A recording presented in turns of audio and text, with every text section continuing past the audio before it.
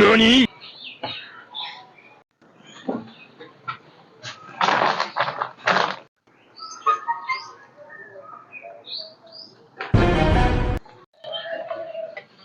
এই সোনা, সর্বনাশ করেছে মনে হচ্ছে, আমাকে ধরে বললো।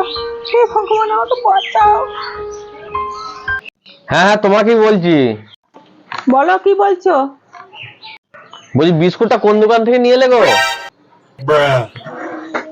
ওই পাশের দোকান থেকে নিয়ে এলাম।